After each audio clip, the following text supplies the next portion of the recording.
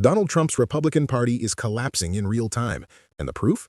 Marjorie Taylor Greene just became the voice of reason.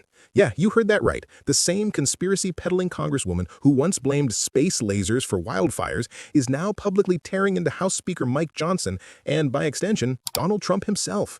This might be the first real crack in MAGA's armor. And if Greene's right, Republicans could be staring down a political meltdown they can't recover from. For years, MAGA leaders have fed their base a toxic blend of lies, fear, and delusion. But lately, that magic formula isn't working.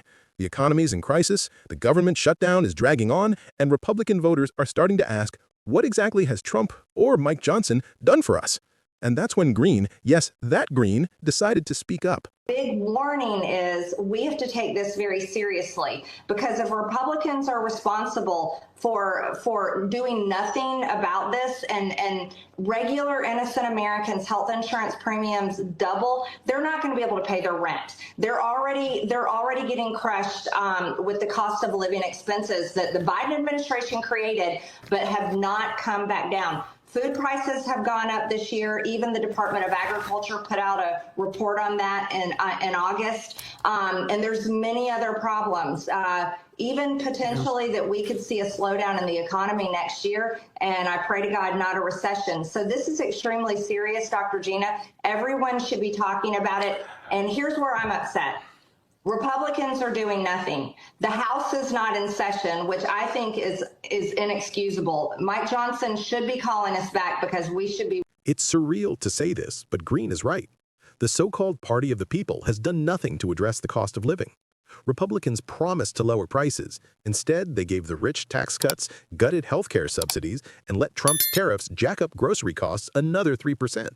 Now, even MAGA's own cheerleaders can't ignore reality. I'm one of those that gets real tired of political drama when it's not actually solving a problem. And this is such a crisis that I'm willing to say, okay, everyone, we have to do something about this. It shouldn't be something that we dangle the American people or military pay or all of these things. We shouldn't be dangling them back and forth. We have to fix it.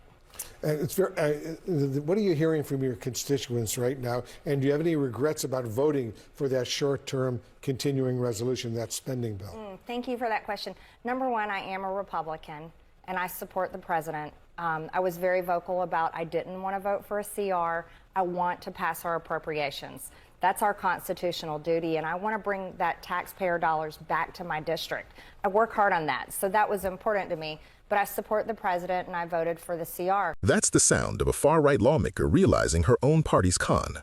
Republicans have spent years promising fiscal responsibility, only to tank the economy, balloon the deficit, and abandon middle-class families to corporate greed. And while Greene's record is still awful, her criticism of Johnson exposes something deeper: chaos inside MAGA world itself. To do. It's absolutely common sense. And, that has been shocking to me, and I've seen it as completely unnecessary, and I won't tolerate it. There is no amount of pressure they can put on me to force me to step in line on that, so to speak. When Marjorie Taylor Greene, a woman once synonymous with the fringe, starts demanding accountability on issues like the Epstein files, it tells you everything about how broken the GOP has become. While Greene calls for transparency, Johnson hides from his duties, keeping the House out of session and blaming Democrats for a shutdown his party caused. Meanwhile, Trump's orbit grows smaller by the day, surrounded by sycophants and scandals.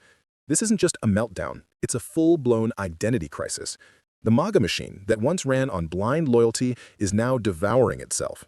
Greene's rebellion, however bizarre, exposes a truth that even Trump's base can see. The Republican Party doesn't govern anymore. It obstructs, it blames, it distracts. And while everyday Americans fight to keep food on the table and health insurance paid, Mike Johnson's Congress is on vacation. So, here we are. When the loudest conspiracy theorist in Washington becomes the adult in the room, the GOP has officially lost the plot.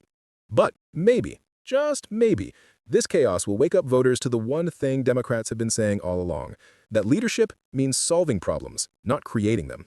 If you agree that America deserves leaders who fight for working families, not millionaires and extremists, hit like, subscribe, and turn on notifications. This is Frontline Democrats, and we'll keep exposing the hypocrisy, one meltdown at a time.